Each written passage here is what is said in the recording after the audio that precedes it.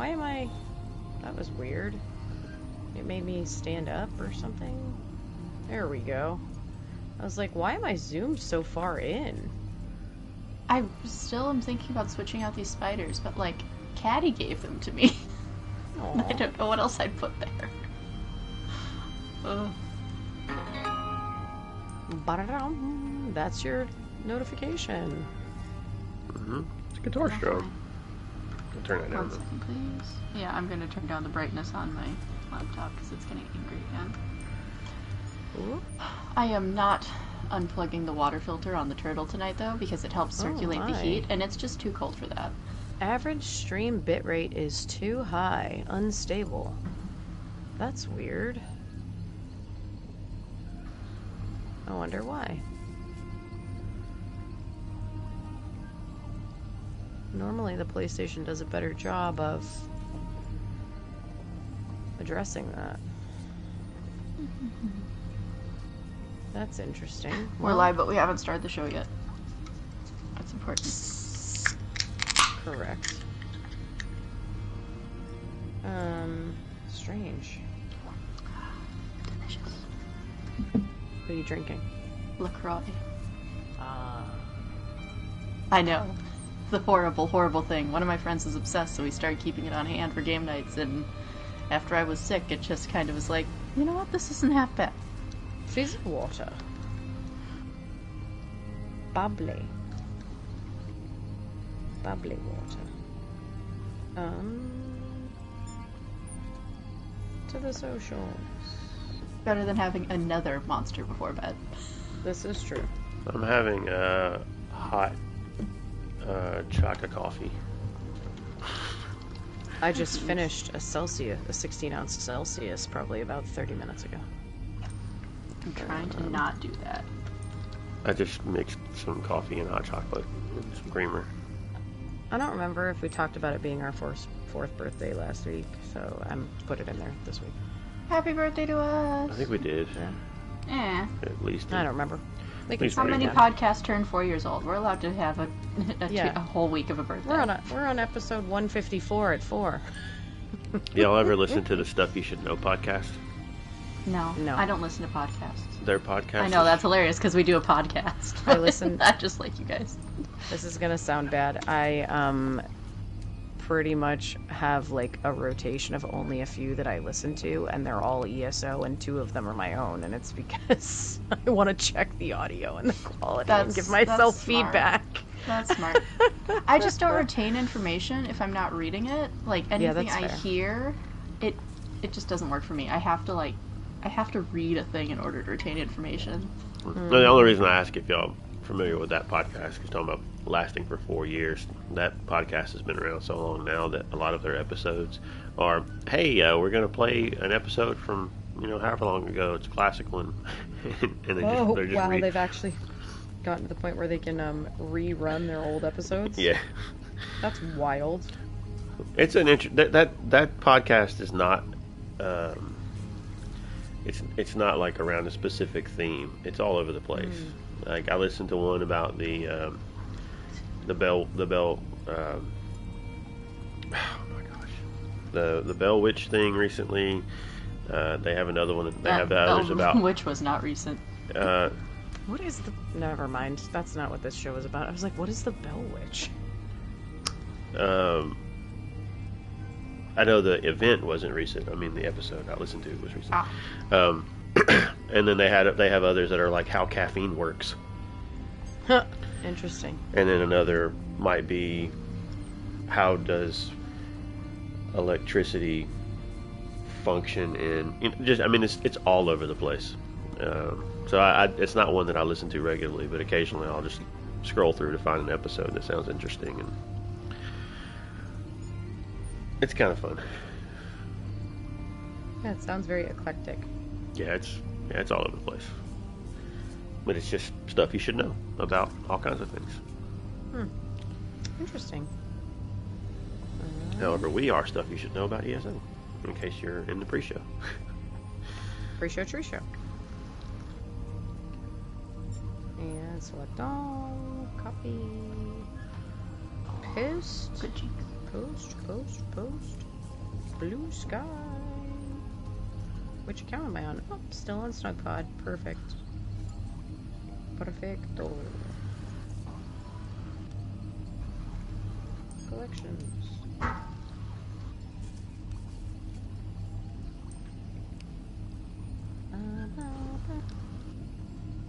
I have no idea which one I just used for the other thing, so it's getting this one. Cool. Socials do be done. Excellent. Yeah. Give me 1 second. I'm gonna make a quick bio stop, and then I'll be right back. And then I'm ready to go.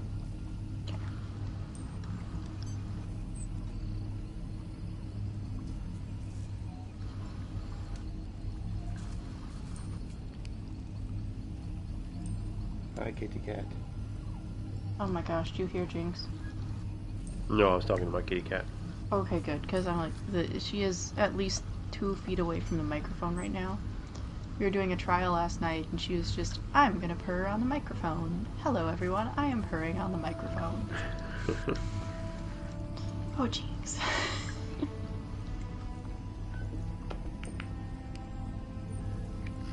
No, this is the cat that follows me around everywhere. Okay. Good kitty.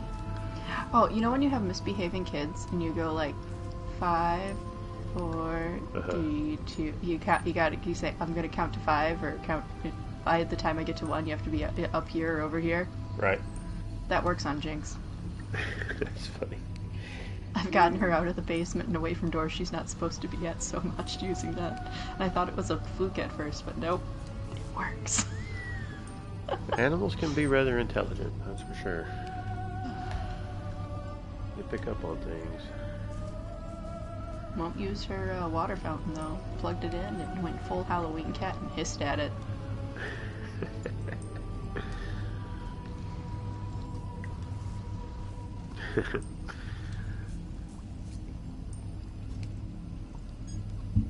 I think this cat follows me around because when my other one passed away, that was her buddy too. The other cat we have, they don't get along too well. That makes sense. And the one we had to have put to sleep was my cat, so he was always with me too. So I think she's just like, hey, he liked you, okay, so I guess I should probably like you now. They're taking over the duties. Yeah. That's how that works. They take over the duties. She just jumped up in my lap too. She only ever really wants to do this, it seems, when I'm doing the show. Yeah. Most of the time she wants to sit about a foot away from me on the couch where I can reach over and pet her, but I'm not holding her. Yeah, Jinx is like, I'm sitting like crisscross applesauce, and Jinx decided she's going to lay underneath one of my legs. I don't know. I let her have fish tonight, so that might be it. That might have something to do with it.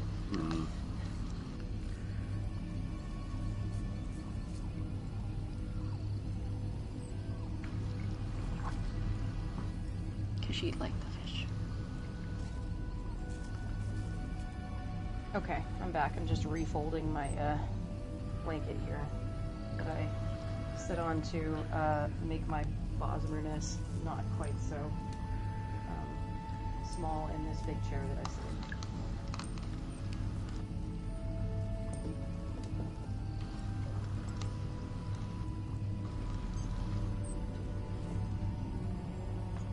But I am back. Oy. Okay. You guys can hear me, right? Oh yeah. Okay, just making sure, because my headset is muted itself, but obviously, you know, our controllers are connected up to everything, so I just want to make sure.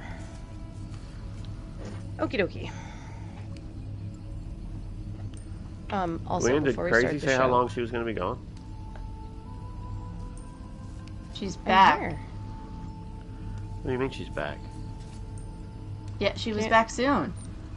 Oh my I mean, it wasn't really gosh. soon, but it was kind of soon. Wow. Wow. Has she said anything? Yeah, she's talking this whole time. Can you not hear her? No, he's being a turd.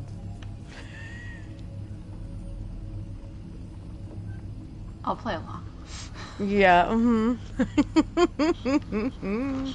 Why not? Why not? Like, you can only yell at the cat so many times before you just go, whatever, fine. Yep. Crazy, if you're back, do you have it muted where I can't hear you? Nope.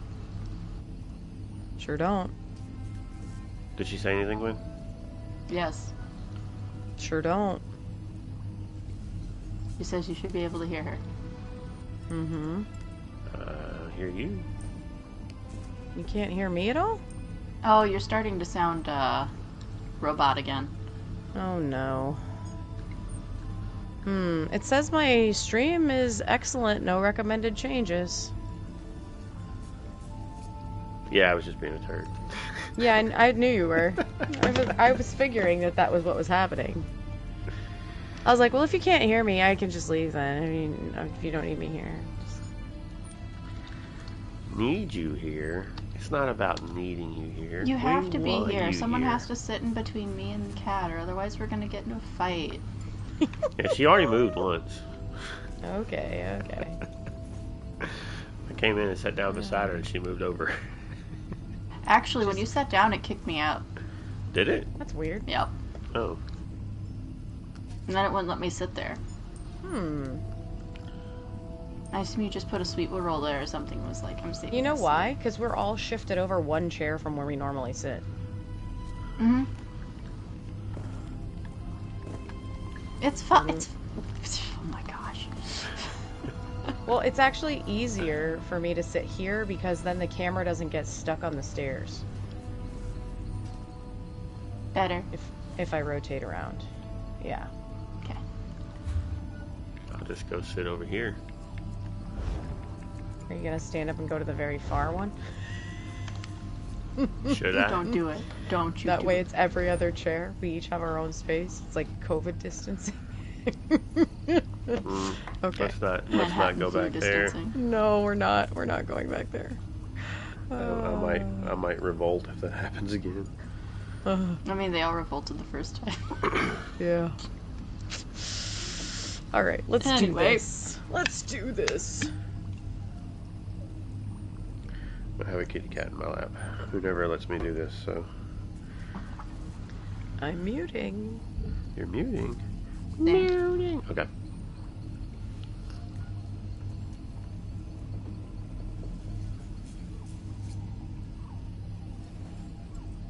Hey everybody, welcome back to A Snugpod Cast. I'm Never Separate, and I have no cat next to me going off. That's not a cat. Alfie. That's gone crazy. How are you? I'm good. I'm not a cat, but I am sitting next to you. Yes, that's what I was implying. Oh, okay. I thought you were implying because I heard a cat in the I background. have no idea what you're talking about. Also, Gwen the Bard. Hello. Hello. We're all here. So we're going to talk about ESO a little bit. Hope that's okay with y'all. I hope y'all didn't come here expecting us to talk about, like, the price of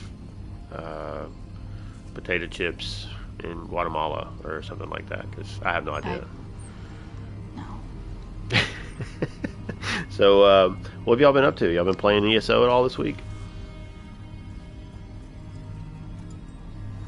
How about you, Gwen? Yeah, go ahead. I'm starting. I'm sure. starting. Okay. You start.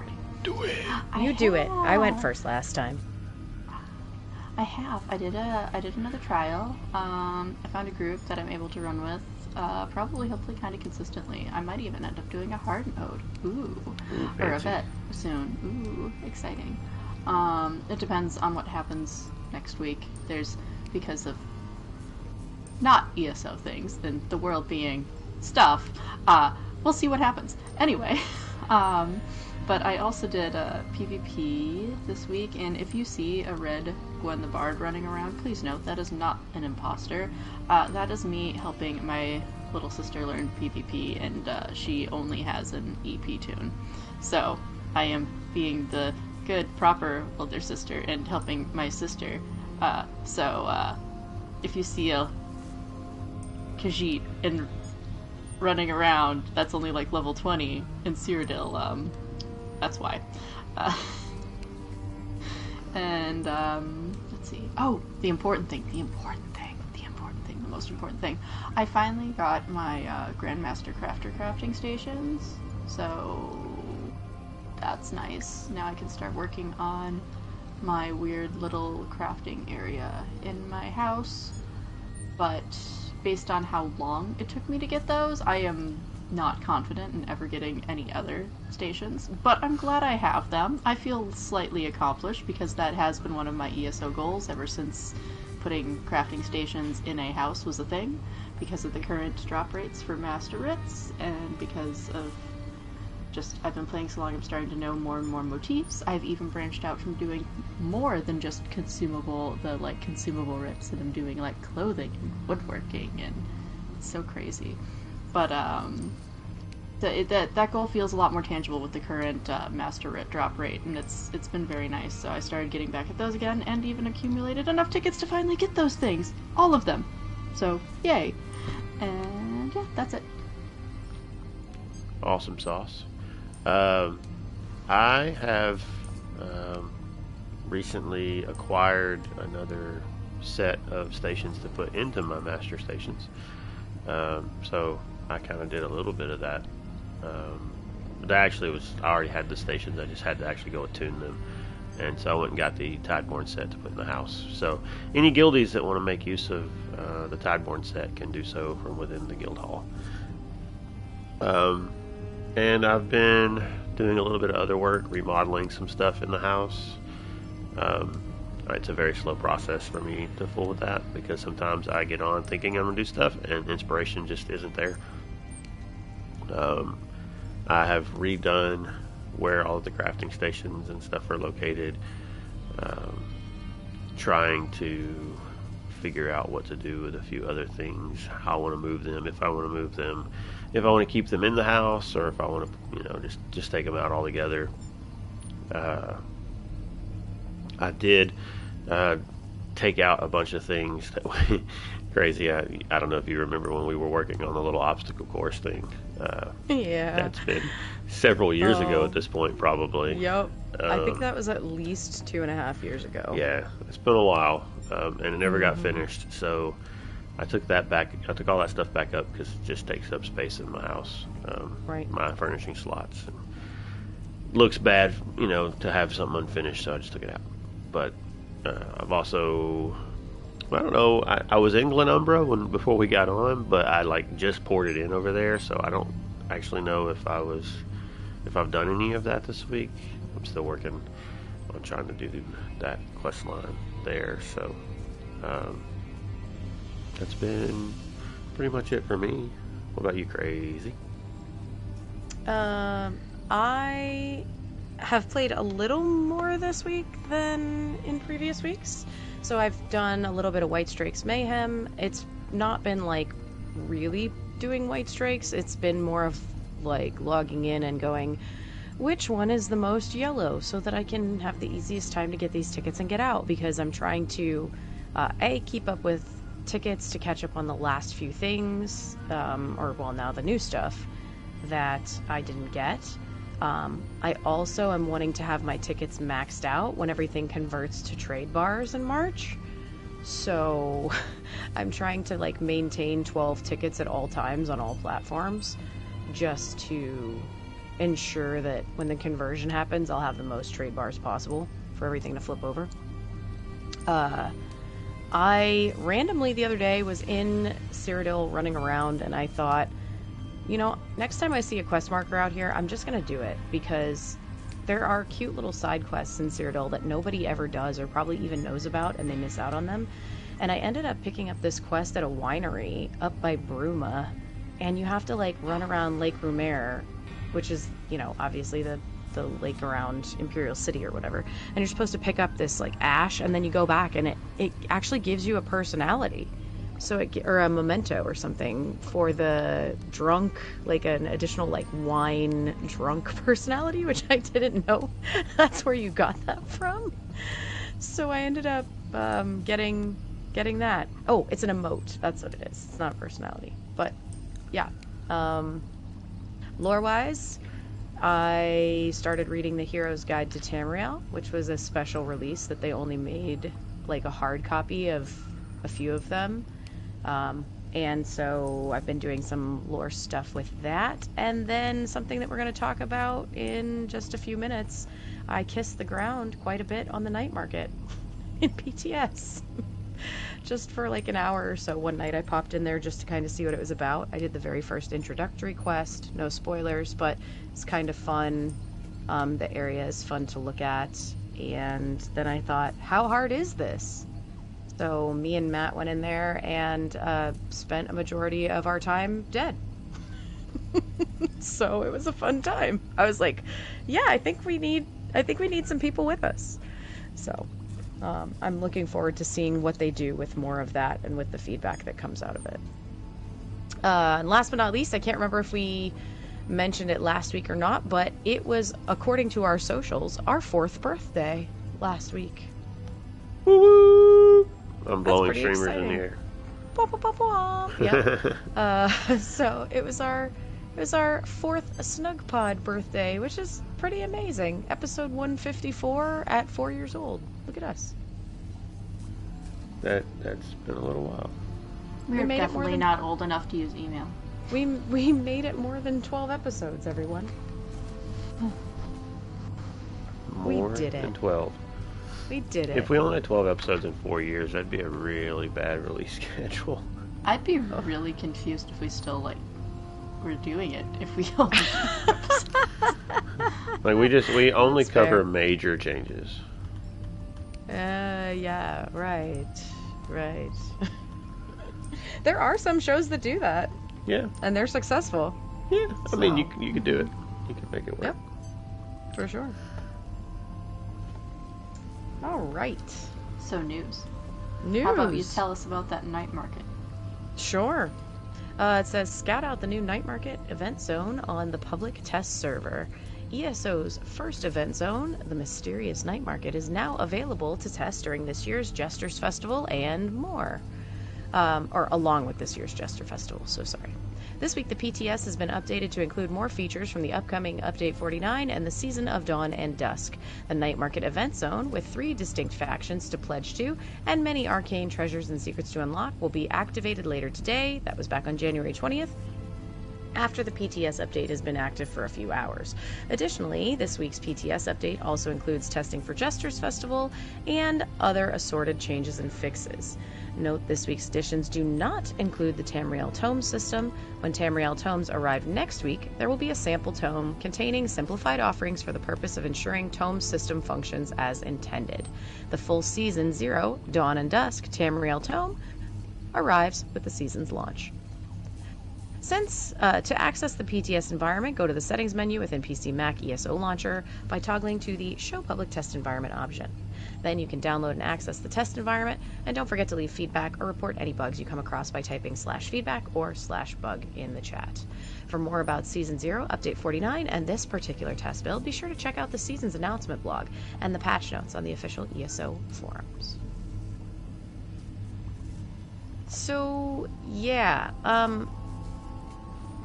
here's what I'll say, which I don't think is spoilery at all. There's a lot of mobs, they respawn fast, and they're heavy hitters. So it's a Cyrodiil dungeon? Or Cyrodiil yeah. Delve? Yeah, it was tough. Now, we only were in one section of the night market, so that's the other thing, is I did not venture into the other areas. Perhaps the other areas were a little different. Maybe we were in the one that was for heavy hitters versus another one that was more puzzle or mechanics driven, because they do have some puzzles and stuff in there. I will say I already saw a couple cool little mini game type scenarios in there, which was really, really interesting to see. And like I said, kiss the dirt a lot.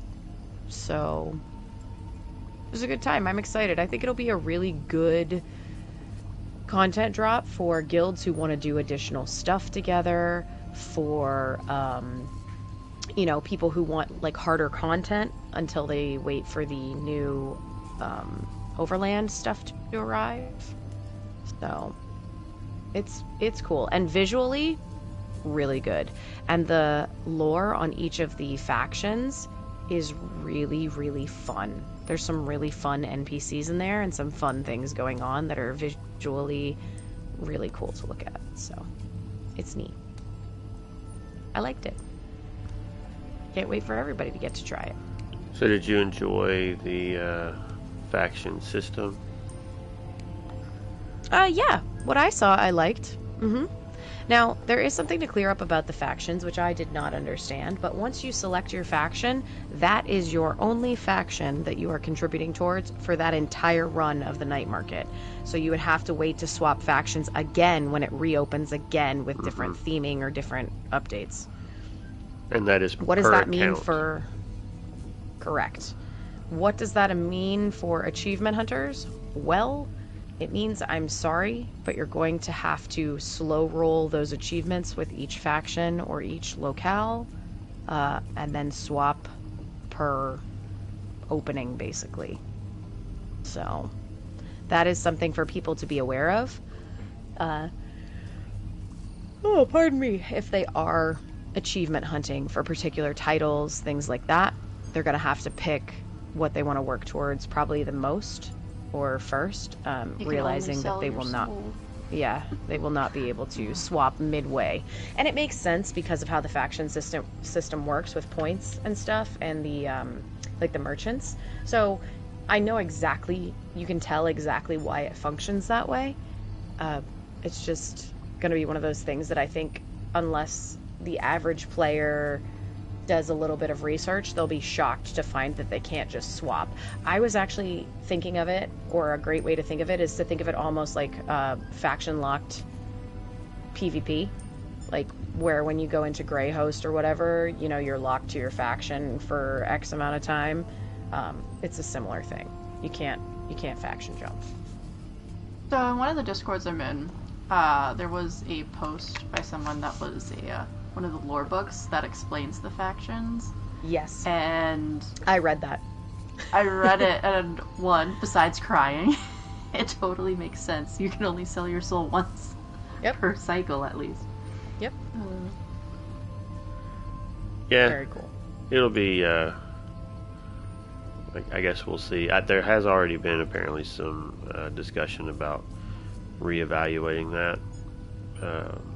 Being locked the way that it is. No, let them be angry. I don't care if you have to wait all year to finish your achievements, cough, cough, Yep. looking at you specifically, you know who you are.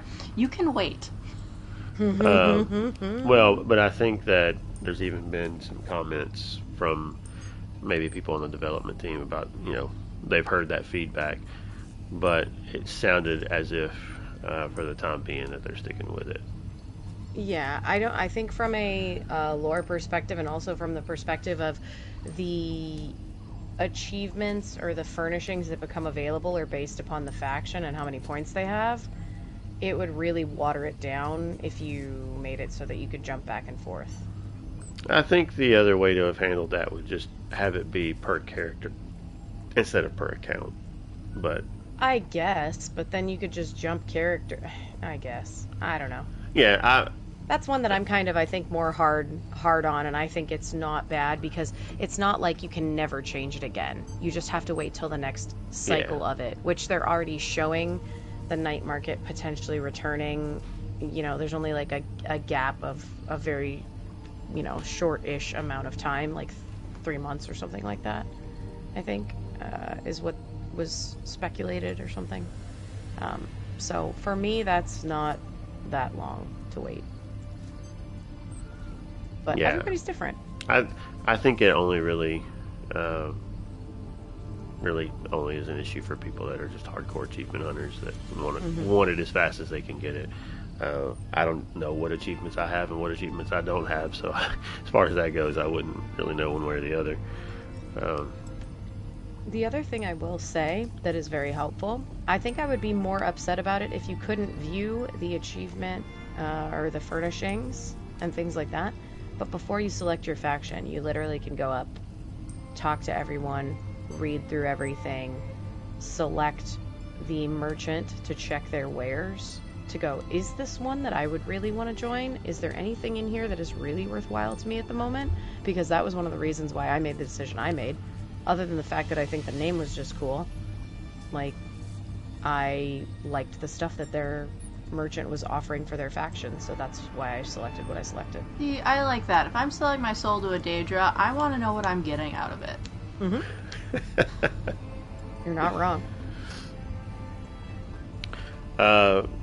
So I haven't looked at the other articles here yet. I've just heard from other sources. But is anything in the other articles going to touch on what is it? The key fragments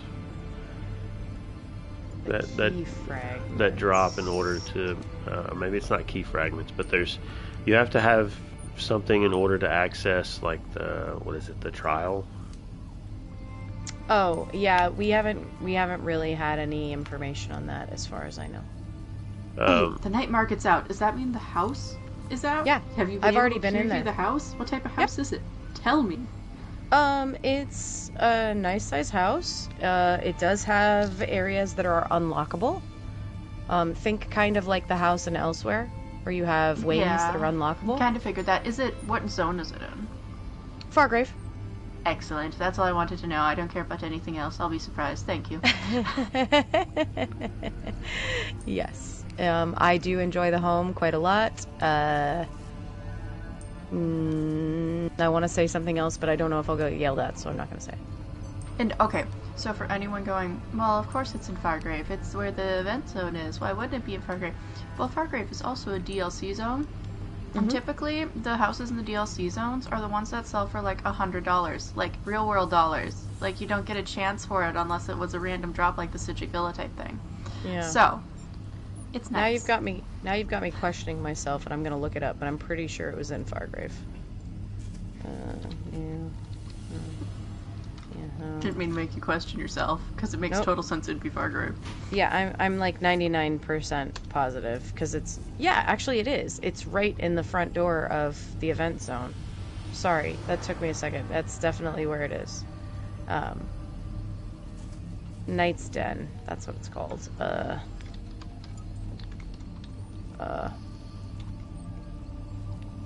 Sorry. Oh, warning, spoilers, we're talking about PTS stuff.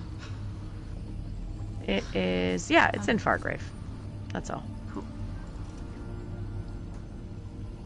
Yep. I think it's nice. There's a feature in it that I'm super excited about. That's all. Fargrave was my favorite zone, and so if I can just have a house there, I'm happy. So another thing I'll say is it's easy to miss the entrance to the night market.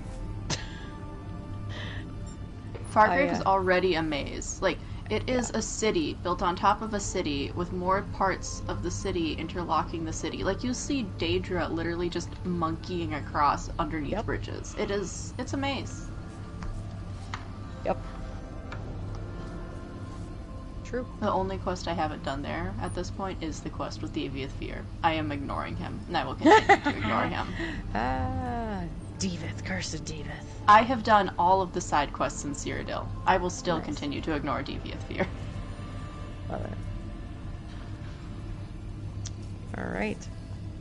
Shall we move on? Yes. Well, I was going to say that from my understanding, the reason I want to touch on this is because it was something that I've already heard has been addressed as a change that's coming to that system through PTS. You have to, there's some kind of keys or fragments or something that you have to get in order to access the Opulent Ordeal trial. And the initial release, those drop rates were apparently very, very low. Like people have been farming there's like two bosses or 3 bosses or something in the zone, and people have been farming it and only got as many as 1 key in a group. Like a few people had 1 key and some had none, but they released I think somewhere that I can't find it right now, but that they were going to increase that drop rate to like 100%. Yeah, they usually do that. I think that's because the trial is also not ready to be tested, so there's really no point in them pumping the drop rate up, or like, you know what I'm saying, like to put something in there that people can't use yet, but other than to just test the drop rate. So I don't know if that was as intended initially and then adjusted after the fact, or if it was just not intended that way initially. Okay. Not too sure. Because you can walk up to the door, but it just says, you need fragments to get in here. Yeah, the concern was just that you would, that the gameplay loop would not be very enjoyable if you had to, or enjoyable. You just have to keep farming the same handful of bosses over and over again for, a low drop rate in order to even do the trial. Right. Where the change will make it, if that's the way it goes live, that what you got to do. You just got to go and kill the bosses enough times to get enough of the things. So I just figured in case anybody had seen anything on that and was curious about it, just to mention it while we were discussing the night market, that was something that's already being discussed and addressed. Ah, okay. I see.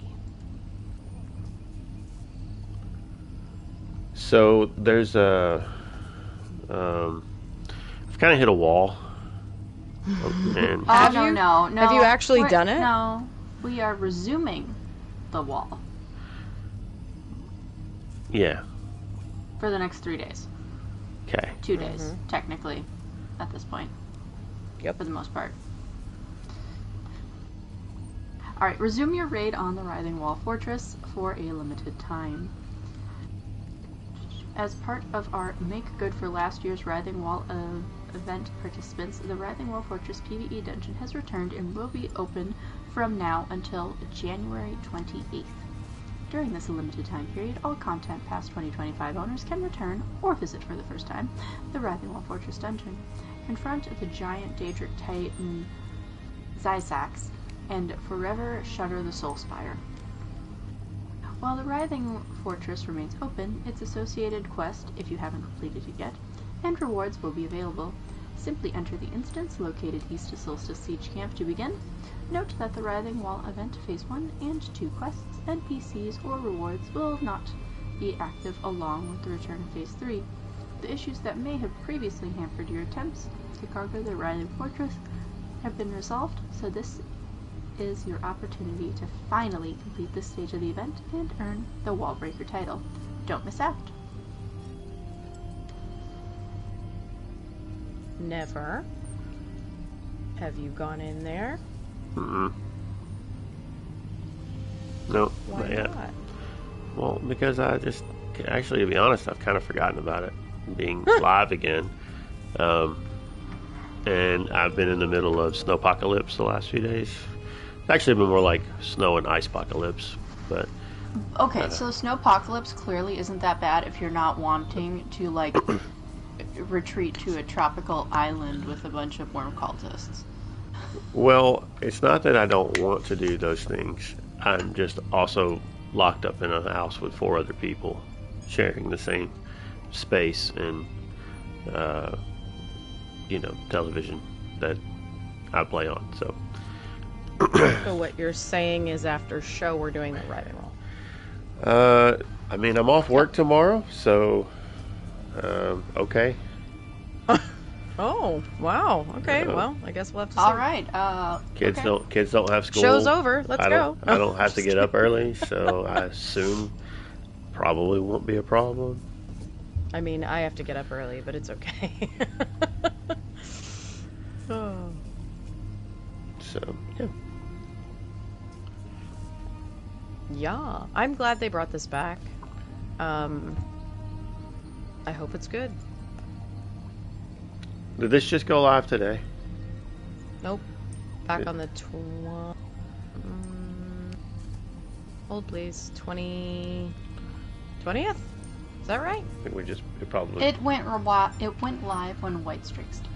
Yeah, 7 days, so it goes through the 28th, so it went live on the 21st. Okay. Yep. Alright. Yeah. This next one is the one everybody's been waiting for. And by everyone, I mean maybe not everyone. How about... Go ahead. I heard Did you? Did you hear? Oh. Yeah. Do you want me to read this? Yeah. Okay. So the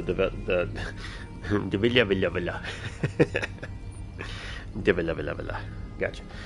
Developer Deep Dive Season 0's challenge difficulty. Learn about the new challenge difficulty system coming later this year via the Developer Deep Dive, arriving late as part of Season 0. Challenge difficulty is a new way for Tamriel's veteran heroes to experience the Elder Scrolls Online Overland content. If you're the kind of adventurer who likes a challenge while questing and exploring the new optional system, this new optional system is for you. Interested? Read this breakdown on the first iteration of challenge difficulty direct from the Associate Design Director Mike Finnegan and the ESO content team. Hi everyone. With the January reveal fresh in everyone's mind, we wanted to give an update on one of the most anticipated features announced, challenge difficulty. Challenge difficulty, previously Overland difficulty. First things first, why the new name? This new name more accurately reflects the goal of the future and allows us to be more flexible with the system overall. Challenge difficulty will initially be applicable in Overland and Overland adjacent zones, delves, public dungeons, story instances, etc. But we wanted flexibility to apply it wherever makes sense in the future. Challenge difficulty will not affect zones that already have bespoke difficulty balance, dungeons, trials, arenas, infinite archive, and the new night market. At launch, we plan to have 3 challenge difficulty options, along with the current difficulty. These options will increase the damage you take from monsters and reduce the damage you do to monsters. Your gold and experience from monsters will also increase based on the level of difficulty you have chosen. The current planned difficulty options are Adventurer. This is the current challenge difficulty and default within the game. There is no associated effect and all rewards are as they are now. If you like how the Overland currently operates, then this is the difficulty that is right for you. Seasoned. You will take 100% more damage from monsters and do 20% less damage. You will receive 50% more gold and 20% more experience from monsters. Master. You will take 300% more damage from monsters and do 50% less damage. You will receive 100% more gold and 75% more experience from monsters. And Vestige. This will be the most difficult option at launch. You will take 600% more damage from monsters and will deal 80% less damage. You will receive 200% more gold and 100% more experience from monsters. These numbers are the initial stab, see what I did there, and are subject to change based on feedback once the system reaches the public test server. You will be able to opt in or out at your leisure, and there will be an indicator on your UI so you know what difficulty you have selected. When entering a zone where challenge difficulty is not in effect, the icon will be suppressed, but it will take effect when leaving, so you do not have to keep selecting your difficulty every time you enter a new zone. To understand some of the choices made with the current version of challenge difficulty, we want to talk about some of our core points of consideration during the design process. First, we are making a choice to make sure players are not separated by difficulty. We want to ensure you can engage with any player you want, regardless of difficulty. To do this, the choice to opt in or change your difficulty is up to you. If you like Overland the way it is, great, no changes needed. If you want it to be far more punishing, then opt in to Vestige difficulty. You can still play with friends, all while having the bump and challenge. Another pillar of design is around the rewards for participating in challenge difficulty. At launch, we will start with additional experience and gold rewards only. We are doing this for 2 core reasons. Based on the feedback from various in-person events and player discussions, We believe starting with experience and gold is a good way to gauge player engagement. We also want to avoid potential exploitation and make sure challenge difficulty works without the incentive to exploit for a valuable reward. That said, we are building challenge difficulty to be expandable in the future and layer with other existing systems to help reward players for taking on the challenge. For example, we could have golden pursuits with challenge difficulty specific pursuits. If you complete those, you could get a specific tiered reward for your efforts. Expanding the rewards for challenge difficulty will be an ongoing discussion after launch, but we want to make sure you know why we are starting with experience and gold. That's the nuts and bolts of challenge difficulty. We still have some work to do before you get your hands on this feature, and hope this gives you a better understanding of what a more challenging ESO Overland will look like in the future. Challenge difficulty is scheduled to arrive in the latter half of Season 0, so keep an eye out for more information about the system, how it works, and when you can experience it for yourself in the coming months. Don't forget, starting with Season 0, all new systems and adventures will be free to ESO players. Alright. I'm on board. I am immediately starting out as a vestige, because we are the vestige. I think it makes sense to make it. It's almost like a buff or a boon, right? That's not what I meant. Not a buff or a boon, but it's like your character is debuffed or buffed depending upon, what you're selecting, basically, which is pretty cool. It will be interesting to see how this works with them not separating people. That's been something I've heard a good bit of feedback on, with some of the concerns on how it could affect, and this is why they bring up the exploitation, because if you're going to be able to group, if you're playing with, say the three of us were playing, we're all, well over CP 1000. Gwen, you're over 2000 now, I think I saw, right? Yes. So, you being the highest CP, you stay at the adventurer difficulty, and you're grouped with us, and we're fighting, we go into a delve, you're still going to just obliterate that boss, because your difficulty hasn't changed. So even though I said Wait, what, Never? You mean we get a way where we can help our friends level up their characters faster, so that way they can be on par with us and join in on other things and get to champion level when we talk them into joining the game? That sounds amazing. I don't actually know that it's gonna feel like that. Well, I mean, here's my thought process. That's basically what One Tamriel already does. When you start off with a new character and you can group with someone who's a CP 2000 and you're a level 10 and you roll into a dungeon together, it automatically curves you down. Like, it buffs you up when you're a brand new character and then curves you down as you go. That's essentially what this is talking about. So it would just mean that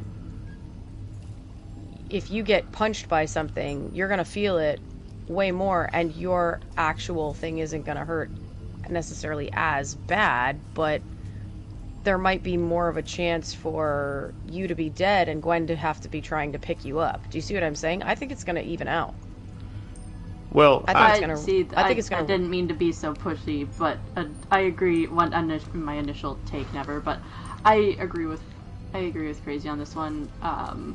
That, because as someone who does help people like level things and go through different zones more often than not these days, it's one of those, this is boring for me. I've done this, but it's not really engaging. But by upping that difficulty level, I can still like go alongside them and do stuff, and it feels more. It can feel more engaging, like you're actually part of the fight instead of just like I could literally set down my controller and my character can handle this. You're talking about in a scenario where you're playing with newer players. Yeah, but I think it's still going to make you feel more noodly, because it's going to basically treat you like a new player, even if you're CP. Right. No. Like, I understand that. It will make me take more damage, but if going into a delve, for example, how long does it take you currently to kill a delve boss? That depends on the delve. Or in a DLC delve, Aradon. more. Oh, like, I don't know, less than 30 seconds probably. Right. So if we go into that same delve under this new system, and one of us is on just the current setting of adventurer, it won't really matter. I mean, that boss may be dead before I even get into the room. That's what I'm saying. That's the concern. Yeah, but his respawn rate is ridiculous. Yeah, that's what I'm saying. I'm not sure it's going to work that way, because I think that what it may do is it may curve it intentionally if you're grouped with people, kind of like it doesn't say that because that would be affecting the difficulty for adventurers on their mode if that was the case. And if they didn't opt into a higher difficulty, then being grouped with you means they're being forced into something that they didn't opt into. If that was how that was going to work. So but they did opt into the group. So it may give a role or a... I don't know if this is how it's going to work, but they could perhaps make it where it shows that you're opted into Vestige, right? Like you've got a different symbol, a different something. And they're just like how it shows Vet or like CP versus non. Okay. Like if you go into the group, what if it shows a Vestige, an Adventurer, a whatever? Okay. And then you know when you're opting into it with that group, oh, this boss might, or maybe they just make it where if somebody's opted into Vestige, they're the one that's going to get the damage. Like, they're just going to be the one that gets wrecked first. So, like, if we're doing a mechanic and you're opted into Vestige and I'm opted into normal, maybe it's going to prioritize you. Okay. That could happen. So then expand that out to we're not grouped, we're just, you just walk into a delve and you're waiting on a boss to spawn and somebody else kills it that's not in your group playing on Adventurer before you get a chance to do any damage to it. Or a world boss, for example, where you've got, say it's an elsewhere event and everybody's going around killing dragons and, a handful of people there in that harder difficulty, but there's so many people there that... And dragons might not be the best example because they're a little bit more difficult anyway. Yeah. But just world bosses in general, everybody's going to burn that thing down so fast that depending on how that system is set up for how much damage you do to something to get your experience in gold, like with... but I think that's also under the assumption that most people aren't opting into this. It's going to all depend. You could show up and there could be one person on normal and 50 people on, Vestige. Sure. And then it might take a lot longer.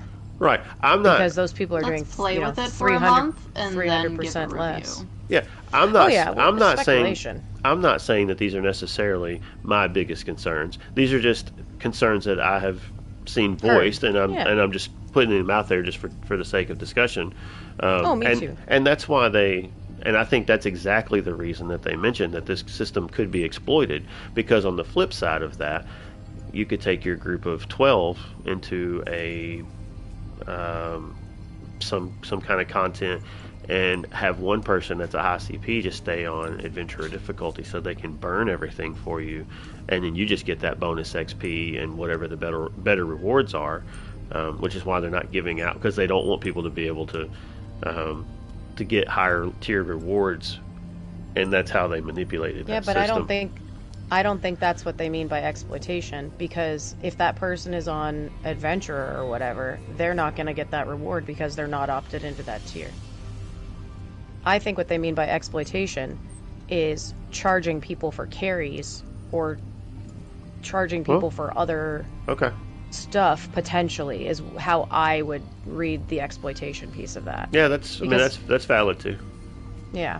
So I would see that they're talking about it as more of a gatekeeping thing than the opposite, because I think you'll probably not... I think it'll be like a great example of like the tome system, right? Where if you're not earning towards the premium one, you're not getting those rewards no matter how much somebody carries you. If you're not opted into Vestige, you're not going to get the Vestige rewards, quote unquote, if they do something like that. Right. No, that would have to have been opted into it. Yeah, that would have to be the agreement of, hey, I'm struggling to get this reward from this thing. Oh, hey man, I'll just hop over to adventurer mode and I'll just burn that thing for you, and you can get the reward because you're in Vestige. I don't think they would make it work that way. I could be wrong, but I don't know. But that's the concern that I've heard about them not separating, into separate instances, people that are in different difficulties. Now, the questing side of it, a lot of times you don't really run into too many people questing unless it's maybe a new zone, everybody's doing the new stuff. But if you're questing through old areas, those aren't as heavily populated, so it won't be as much of an issue there. But anyway, the concern about things not feeling challenging still because there's a bunch of people not opted into higher difficulties. Well, I mean, we'll just have to see how they do it. But it is good to see that they're bringing this in, and I look forward to trying it out. That 600% damage thing sounds insane. That sounds like it hurts so bad. And dealing, what was it, 80% less damage for the highest tier. Yeah. Where did that go? 600%, 80% less damage. Yeah. So that's those are big numbers. So it'll be fun to try that out and see what that feels like, just going on a quest where I'm taking 600% more damage from every little mob out there. Cool. Yeah, like I said, I wasn't trying to... I mean, I know we're just discussing it. I wasn't trying to have it sound argumentative. I just think that it's definitely... I don't know. I think that they're smarter than that, but I also understand if they get kind of pigeonholed into that due to the nature of how it might have to function. Yeah. I mean, I've played some other games that have some, like, scaling type things. Even when you're grouped and it tries to make things whatever level you are. And I've seen it work to varying degrees, so that was more the approach that I assumed that it would just be sort of a kind of scaling based on where your level is at. But yeah, we'll have to see how exactly this works. One question I heard was like, is it going to just make our abilities feel weaker, or are we going to see like a bigger health bar? Because that will mess with some people when they're used to, they do a heavy attack. Just for example, the other day I was just playing around on the test dummy. I wasn't parsing. I just got bored for a moment, hit the test dummy, and my heavy attacks would hit for anywhere from 40 to 60 something thousand on a crit. And I get out there, I'm doing 80% less damage, and suddenly I'm hitting things with a heavy attack that hits for like 400 or something. It's just going to look so weird. And seeing those numbers go down might have an effect on some people, just psychologically speaking, I guess. Right. Because we always chase higher numbers in video games. Anyway. Too cool. Yeah. Sorry, I was checking somewhere for the more on the deep dive, but I don't have. It's too much of a wall of text. I'll have to read it later.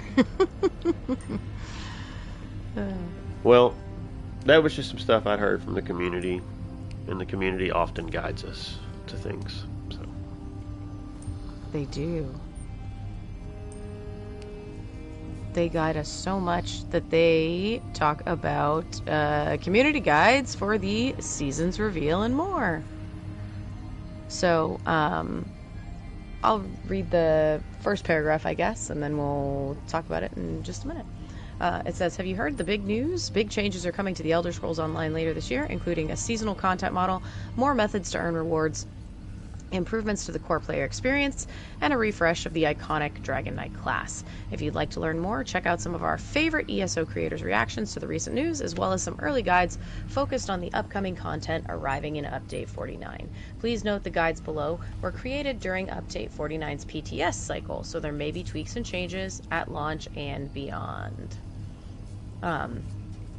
So we've got stuff from Kalamon, we've got Skinny Cheeks, we've got Ninja Pulls, ESO Hub, Nasseria, Azrael, or Arizel, sorry, I always say that wrong, Grave Gaming, let's see, Hack the Minotaur, of course, Futerco, Jake Clips, and Tamriel Tidbits, and that looks like it's it on this one. So lots of different stuff in there. We've got some builds, we've got some housing, we've got some lore stuff and all of the earnables. And then there's a new house called Buccaneer Bay, which is kind of piratey, stuff like that. Swashbuckling release that's coming with Update 49. So lots of good stuff in there to watch, digest, listen to, and whatnot. Get on over there. Did we discuss recently, maybe last week, that house is already available to preview in-game, or only on PTS? Yes. Only on PTS. No. Yes. Okay. PTS. Okay. I've been in it. I think I said that I had gone in there maybe last week. I think so. Okay. So. Yeah. Cool beans. Well, go check out those guides. And some of the stuff I've mentioned might have even come from, maybe not these particular videos, but they did come from listening to some of those creators expressing some thoughts on different things we've talked about so far. Anyway. Wow, that was quick. Feels fast. How long has it been? It was. We're only an hour in. About 45 minutes. Yeah. Hour in. Yeah. I did throw something else in our notes. I was just going to just throw it out there in case anybody had not seen it. It's not something that requires much discussion. We discussed it beforehand. But if people had any thoughts on crossplay, there was a Reddit thread. It's from like 18 days ago, so it's probably about the time of the reveal, I guess. But there was something in it that I hadn't seen yet. Crossplay was brought up, and people were discussing how that was going to work with people that had multiple platforms. And at one point, Susan replied that crossplay and cross progression would launch together. So don't know exactly what that will look like yet. We don't have details on how that will work, but just for the sake of anybody who hadn't seen it, having the information that comment had been made from Zos, just something to keep your eye on. Probably not going to see it this year. They're still holding to that. It's not a 2026 thing. But anyway, that's that. Did we have any lore? I'm trying to find some lore right now. Lore? I have an idea, but it's not like good lore. But you know what? We're gonna do it anyway, just because the writing wall's out. Okay? Do it. So we're gonna read Adventure's Almanac First Edition. Adventure's Almanac First Edition by Scordo the Knife. If you're like me, or you want to be like me, which is understandable, you've got more talents people want. More importantly, talents people will pay for. Demand for people like us is high these days, so I took the trouble of writing down my best leads. Why? I couldn't take all these jobs if I wanted to, and selling these books is a nice little score on the side. If you stole this book, go and pay for it. Unless it's in a lending library, then steal it and we'll call it square, moochers. Crafting writs. They don't call me the Knife on account of my forge work. But when I'm in town between jobs, it pays to check the notice boards, grab a writ, hammer on some things, get paid, and find the tavern. Easy money. Guilds. Easiest route to steady work? Join a guild. It's what they're there for. That might seem obvious and stupid to put in my book. Almanacs cover everything stupid. If you like solving problems with violence legally, the Fighters Guild has you covered. Plus, you've got guild halls all over Tamriel. I don't endorse the illegal sort of killing, but I hear the Dark Brotherhood accepts all kinds of murder contracts for hire. Maybe blood isn't your thing, but riches definitely are. I could say, hypothetically, there might be a sort of thieves guild that organizes that sort of sneaky business. Again, Almanac, just being thorough here. The Mages Guild may seem exclusive, but they got needs too, so pay them a visit even if sorcery isn't your thing. They've got locations in most cities. Now, if you're looking for a big score, and maybe don't got a lot of sense, go get in the good graces of the Undaunted. They've got enclaves in the major capitals and treasure piles higher than the Red Mountain that they're just itching to give away, provided you're crazy enough to do what they ask to earn it. War. The three armies never stop fighting. Throw your lot in with an alliance.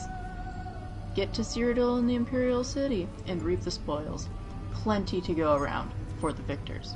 And don't forget, folks, in those war-torn regions, need more than help than anybody. Whether you want to charge them is your business, but there are always towns out there in need of some help.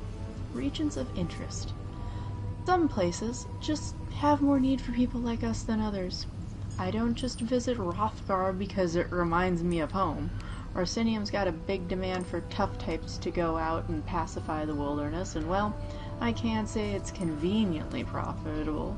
Cragorn is such a crazy place that half the time the stars are falling and the other it's raining treasure. Don't forget to check the boards on the way out of town too. At least in the Gold Coast and in Hughes Bay. Bounties and all sorts of other odd jobs find their ways onto the boards from folks who aren't picky about who solves their problems. The last word. There you go. All the ways I know how to keep busy in this business. I'm not saying you gotta do all this stuff every day, but you could if you wanted to. And don't value sleep. Don't go thinking you can buy this copy and be done with it. Times change, and when they do, Scordo the Knife's gonna write it down. Save up. Tips welcome. Love. So that's the Almanac First Edition. And there's a second and third edition. I think we'll read those, not today, of course, because they're long. But Scordo was in the whole Writhing Wall thing, right? Like, that's not a spoiler at this point. Nope. And we haven't heard from him since Elsewhere, so I need, like, my 4th and 5th edition of the Adventures Almanac, please. I love that. I love that. But there we are. Yeah, it That's was our word for the evening.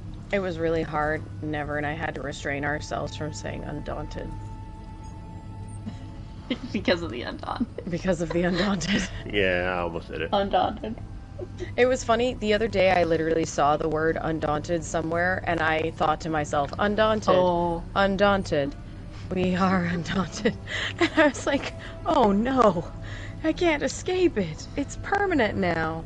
I don't After remember 4 where it years, was. it's a part of your life. I know. It's pretty great. I don't know. But oh my goodness, sorry. I must be starting to sleep. Yes. It's been a long week. And we're only on Sunday. That potion of waking isn't doing its job. Potion. Not at all. It worked for a few hours earlier. The more you're awake, the less effective they are. Anyway. Well, Where did the Dwemer go this week? They still haven't seen them in Glenumbra, and I haven't seen them under any of the platforms I've put in my house. I moved a lot of furniture. I did not find them underneath any of the tables. And after clearing out the Mages Guild tent, they were not hiding in there either. So far, no Dwemer. Although I do have a few gears laying around. So there's that. Few Dwemer gears. Yeah, those pesky little things keep popping up. Mm-hmm. Well, you got any no more murder hobos, Gwen, or we gotta skip that? Oh this no! week? I did get an idea just as we were starting the episode, and it's not really a ESO related no more murder hobos, but at the same time it is. It's an interesting one. What we're gonna say is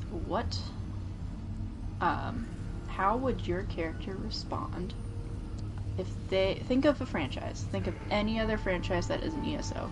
think of a different world, whether it was in a cartoon you'd recently watched or another video game you played. Think of that. And now, think of how would your character respond if they ended up in that world.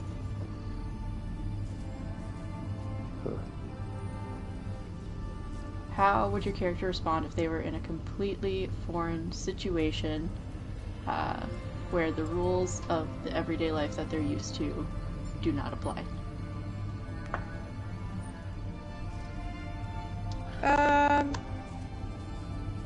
I think my character would just roll with it, because I think, I don't know, I'm a pretty flexible person, I would say. I'm willing to try new stuff, so I could see her being the same way, I guess. I don't know. Well, y'all have the benefit of, less so you, Gwen, but you especially, Crazy, have the benefit of just pulling your hair down, and you just kind of look like people. I'm a giant cat. And Gwen could almost pull it off, but the grayish skin might make people people a little off. But, white, I'm just pale, it's fine. Yeah. But it's a little hard for me to blend in. So, I don't know. I was thinking if we wanted to be specific, I think the second thought that came to mind was like Teenage Mutant Ninja Turtles. I mean, there's already mutant turtles, so I guess an oversized bipedal cat would be okay. And I could probably help, deal with lots of the threats that they have to deal with, especially considering not only can I wield a sword, I can also handle some magics. Yeah. Yeah. I like it. What about you, Gwen? Well, I don't know. That's why I thought of it, because I was thinking of all the potential things that could happen with me next weekend, and one of the things is a Baldur's Gate 3 LAN party, and I'm like, wait a second, I haven't played anything that isn't Elder Scrolls in yeah, so just one of those, how would I make a character? What would they look like? Wait, what if I just did my character? How would my character react to being in a D&D universe? And so that's where this entire thought came from, because I don't know, so it's something I need to think about.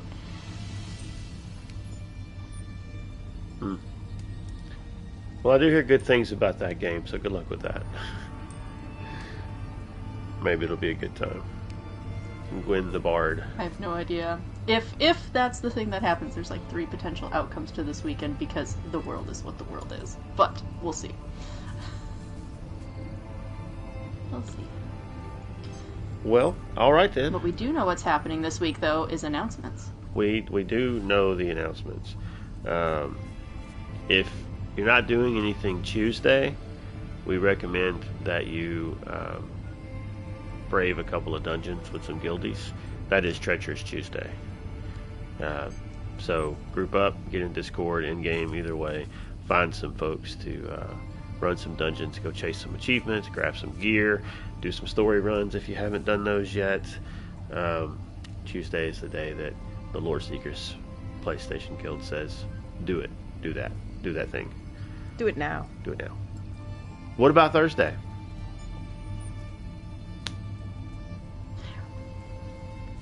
Thursday, we have Relic Seekers of Tamriel at 7 p.m. Central, 8 p.m. Eastern, where they go through and they look for antiquities, treasures, furnishings, pretty much anything that is fancy and worth a lot of gold, or a relic, I would say, within the game. And you can group up and do that. Starts at JTK's house on the Gold Coast. What's on Friday? Undaunted. Undaunted. With the Dragoon. Undaunted. Undaunted. We are undaunted. We're very daunted. We are daunted. We're so daunted. We're fearless. We are fearless. We are daunted, but we are fearless. Only on Fridays. Mm-hmm. Bravery is just being scared, but still doing it anyway. That is so true. I never thought about that, but that is spot on. Oh, that's an actual quote. I forget what it's from, and it's with the actual wording is more eloquent, but yes. Anyway. So 7 p.m. Central, 8 p.m. Eastern is Fierce Friday with Arthuria Dragoon. Group up with your Lore Seeker friends and run around and do the Undaunted quests. Besides these things, if you are on a different platform or server and you are a Lore Seeker, you can check out in the Discord for your events for this current week. And if you are not a Lore Seeker but you're interested in joining us, head on over to loreseekers.club and follow the links there and apply.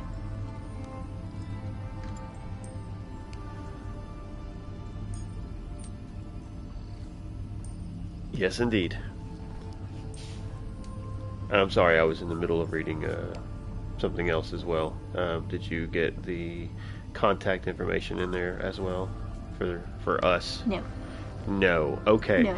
Well, if you are interested in communicating with the Snugpod crew, the Snugpod Cast, there we go. We're the cast of the Snugpod Cast. So if you're interested in communicating with us directly, you can do that through the Discord. We are all in there. Or you can do that also directly through socials at Snugpodcast, email at snugpodcast@gmail.com, or you can comment over on the YouTube and podcast formats, which, speaking of, if you are watching this live or watching this back and would rather listen to this in an audio form, just go grab a podcast app, search Snug Podcast. There you go. If you're listening and think you want to come check it out live sometime, Sunday nights between 10 and 10:30 is usually our start time. It's not an exact, but we try to get somewhere as close to that as we can, depending on everybody's situation at that moment. And yeah, but you can come hang out with us then, and that'd be awesome. Yeah. Did we, I'm sorry, I stepped away for a literal just second. Did we cover any social media? Or no? Just we did everything in that second. Yep. You just did everything in that second. Yep. Well, great job then, everybody. Yep. Nicely done. Yep. Gwen covered the guild and I covered ours. So beautiful. Fantabulous. Well, all right. Do either of you two have anything you'd like to add in closing? I don't think so. Not that I can think of. Well, all right. Well, Gwen? Nope. All right. Nothing. Awesome sauce. Well, thanks for hanging out with us. If you've been here live or if you're listening to this at another time, we appreciate it. We hope that we've made this part of your day at least a little bit more entertaining or informative or something like that. Hopefully it's been a good part of your day and you've enjoyed letting us have a little bit of your time. We appreciate it. And that's why we do it. And until next time, take care of yourself. Take care of others. Be a decent person. And we'll be back soon. Thanks. Bye. Sleep well, Tamriel.